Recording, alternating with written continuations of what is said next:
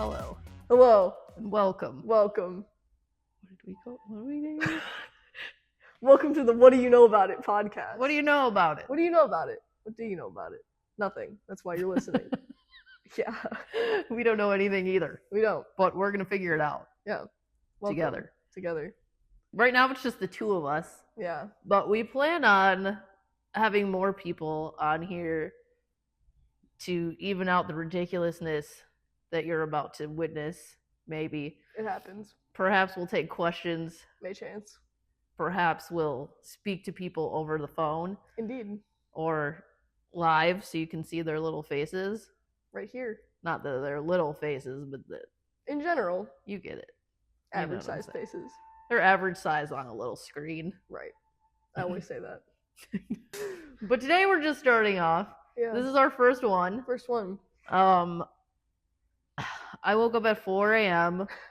I don't sleep at night anymore because I have insomnia. Yeah. Thank you for asking. Yeah, I did. Thank you for answering. Slept? No, I asked. Oh, you asked? Yeah. Yeah. Insomnia. I think that probably comes with like your thinking meat being different. Yeah. I had a dream last night that a cult leader was trying to kill me. Ooh. What? They say that your dreams are like sometimes things that are in your deep subconscious that you're worried about or that you're thinking about. Okay, but you know who the cult leader was? Uncle Ian from the live-action Evelyn and the Chipmunks movies. Oh, I could see that. Am I afraid of Uncle Ian? Maybe. Do you often think of Uncle Ian? Like, do you think about... Maybe, like, the custody war between him and Dave for the Chipmunks just sent me over the edge. Like, you gotta think about what it did to the Chipmunks. There was a lot of concern going on there. I'm concerned. Just in general. You look like you're maybe concerned. This is not the first time that the Chipmunks have appeared in my dreams.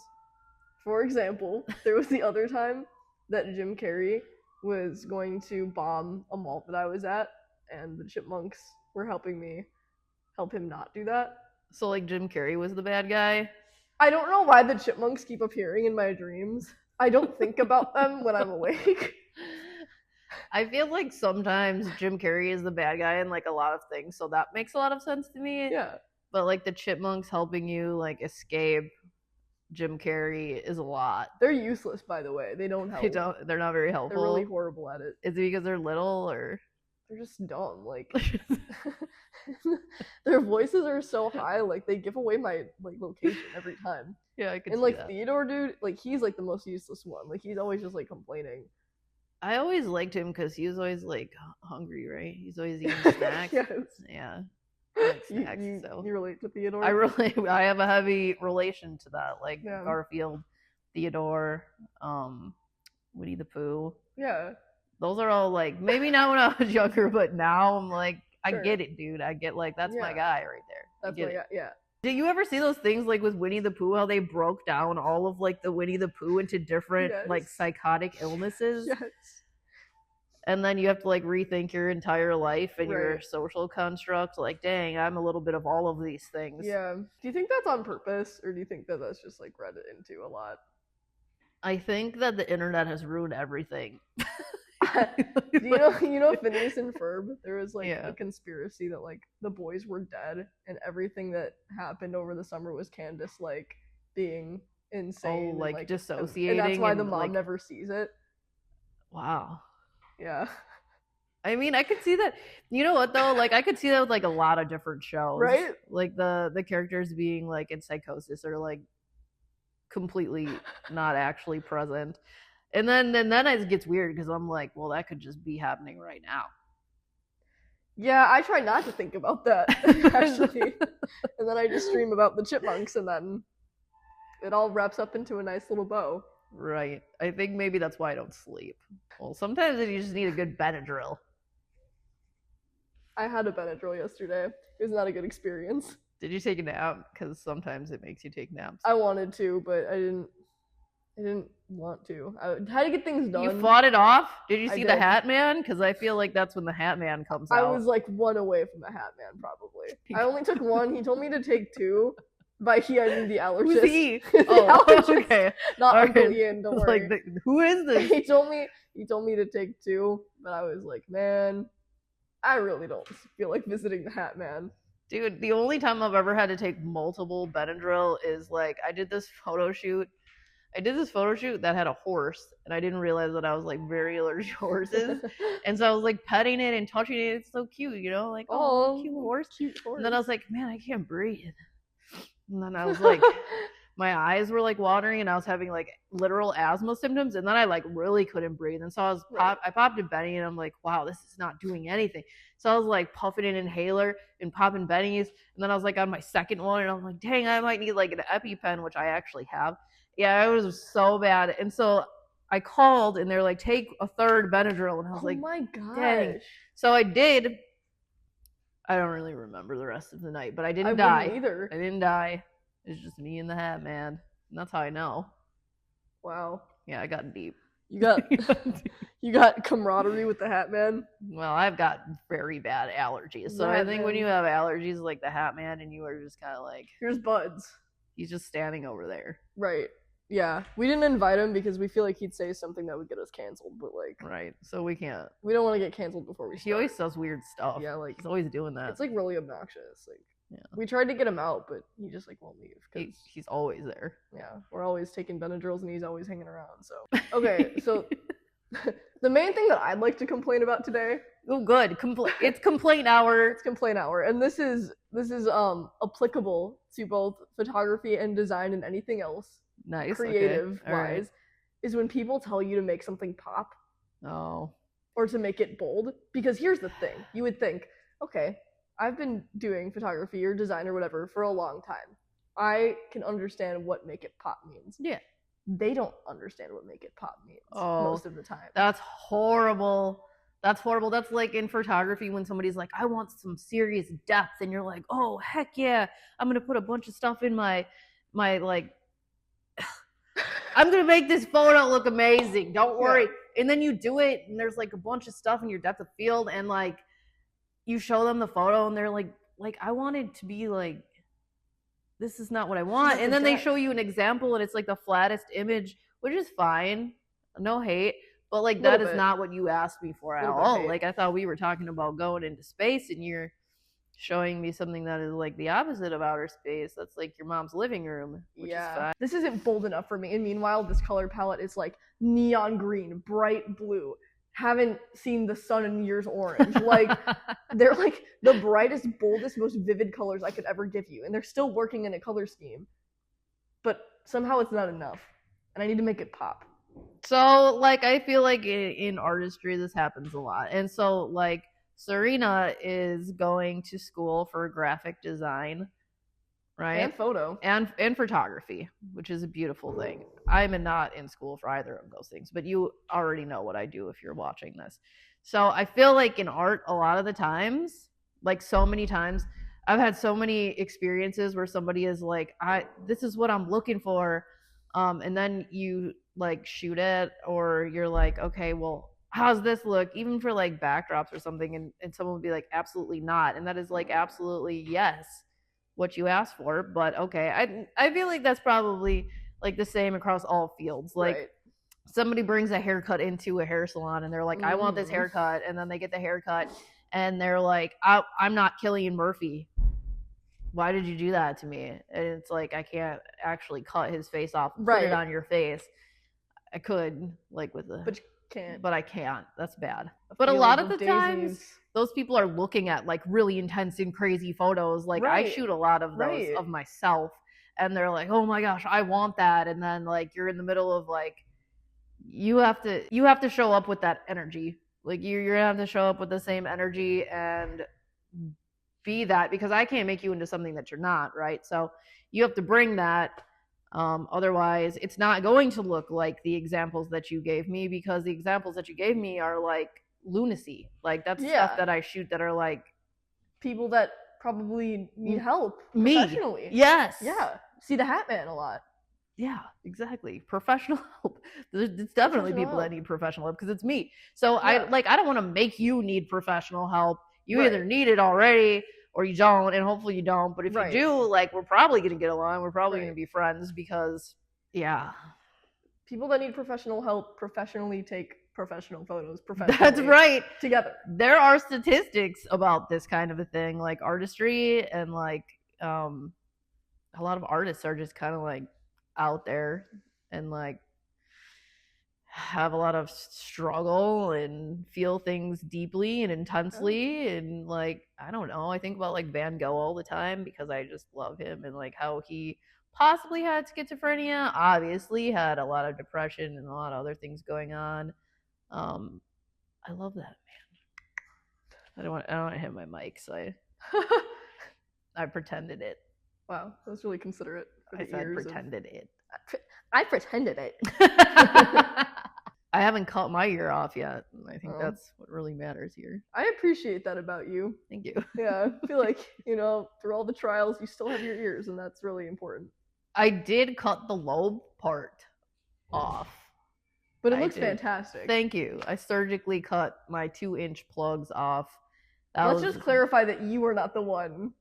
No, I didn't do it because I was told I shouldn't. So I went to a plastic surgeon. I went to a plastic surgeon who did a fantastic job. Yeah. I had like a moment where I was like, I don't want this anymore. And it's not because I didn't like it. I was just like, I just don't want it. When the gauges aren't in, the ear meat walks through the door. It does. And that's when it gets uncomfortable. It does get uncomfortable. And when they're that big, like your jewelry options are like so much smaller, and like it's constantly irritated, and you constantly have to oil up your ears, and like this is probably something that most people don't have to deal with. Right. But I'm not even sure how we got here. But that happened recently. I'm not sure how we got here either, but we're here, and that's a great thing for all of us. Yeah, surgery. I'm glad that we're here. I'm glad that you're here. I'm glad that you're here. I got my appendix removed. I was there. If someone could find it for me, that'd be great. I just am wondering if that's the cause of a lot of my issues recently. Your appendix being missing? Okay, hear me out. What if my appendix being gone is the cause for all of my issues recently? Like, since that point on. And I don't know it because they don't really fully know what the appendix does. That's true. Did it have a name? I never even got to name it. See, this is like a good thing to talk about, like not knowing what you have until it's gone, because it's true. I didn't even think about him. Like, you think about him all the time now, though, right? Yeah, no, I think about him all the time. I'm like, man, like I never knew what I had until it was gone, and now I feel like there's a part of me like every time I feel a sharp pain, I'm like, I know it's not you. Like, I know that someone else is causing it, and that really hurts me. Yeah. He was only noticed when he was causing me pain. Ooh. That's really deep. Yeah. That's actually really deep. Yeah. And like a little bit abusive, I think, maybe. Yeah. Well, he was a toxic guy, but I just feel like what if I would be better for it now? Like if he was back, I feel like that's normal in these types of like built situations. A life together. You could have, but it's not good. Like the toxicity that was in there, you don't want to go back to that. You gotta leave it. Yeah, you gotta leave it. They took it out through my belly button too, which makes me really uncomfortable about belly buttons now. Oh my goodness. Like not the umbilical cord. No. Yeah. Like it makes me really uncomfortable. So now like I don't want people to touch my belly button. Not that everyone's trying to touch my belly button, but like I don't want people to touch it because I'm like, what if like it unravels? Oh yeah, that's exactly what if it unravels? I'm like, oh no. And like Fallon has a belly button piercing. Yeah. Oh my gosh. She came into the house the other day just to say hi, just to talk to me.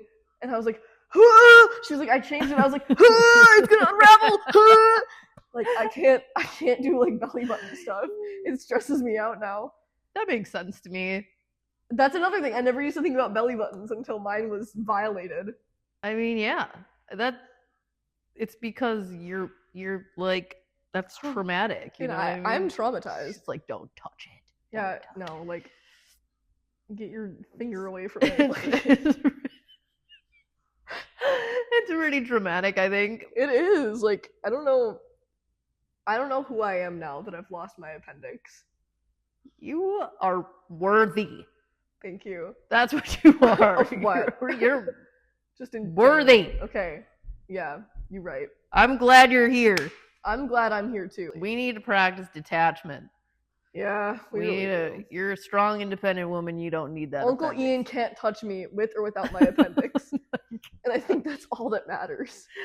Yeah, and you got the Hatman. That actor scares me a little bit. There's a lot of really creepy actors out here. You know who scares? Jack Nicholson scares me a little bit. That's a fair statement. Yeah, I agree with that. Like, I love the guy, but at the same time, like, stop making that face. Cillian Murphy scares me. Oh, I love Cillian Murphy. He scares me though. I'm afraid of him. Like, what did you watch that made you scared? I just looked at a photo of him. Oh my God. I just don't trust him. Doesn't he have like really light eyes? Yeah, they're like blue. I'm like, well, people with really, really light eyes, and he's like kind of pale, and like he's got like a very chiseled like face. I just like, I'm like, oh, like I feel like he sees into your soul. I feel like he knows where my appendix is, and that really bothers me. I don't like that about him. It's really frightening. Cillian Murphy, the keeper of the appendixes. He's got them. He has like all of them. Everybody's appendix ever. Yeah. Like they just throw it into the garbage, don't they? Don't they give it to him? Who else freaks me out? I feel like there's a lot of celebrities that freak me out for no good reason. Like I just see them and I'm like, huh. Like you know who gives me that a little bit? I think I have a thing about like faces that are like not completely real looking. Timothée Chalamet. I don't know who. He scares me. Hold on. We're gonna look up Timothy. We're gonna look him up for all you viewing at home that don't know who Timothée Chalamet is. I don't know who he is. I probably trust you do. But a lot of my friends, like that's like their type is like what Timothée Chalamet looks like. Okay. But my friend's type is like a mess. This is Timothy. Oh, okay. Yeah. Timothy. That guy. But to me, he frightens me. She's scared of him. I don't know. It's something about like the face, the chiseled face. You don't like the jawline? I think I don't like jawlines. You don't like the jawline? I think it scares me because it reminds me of Sid the Sloth, and it reminds me of like things that are very angular, like bike seats. Oh, you don't like angles? You're like scared of triangles and stuff? Bro, don't get me started on triangles. Math is not it today. It wasn't it ever. I remember when I was like, hey, I'm gonna go to school for graphic design. There was a lot of people that were like, you're gonna starve and die. Oh yeah. That's why I went to school for what I went for, really, because I would have just gone for art, like that's like my thing, but everyone was like, oh, you're not gonna make any money doing that. And that's so funny because like that's my business now. But hilarious. So I went to school and did social working, which seems like it's my side bit. Yeah. Don't ever listen. This is a little lesson. Don't ever listen to anybody else who tells you anything ever. Right. Like literally your friends, the people who love you, you need to like make your own decisions. Right. And you need to stand on that. And don't listen to people that bully you about it either, because that's just dumb. And honestly, it's really just about your drive and like how much you want to get done and how much you're willing to do for yourself. Right. Which is like a huge issue that I've seen, especially in the artistic community.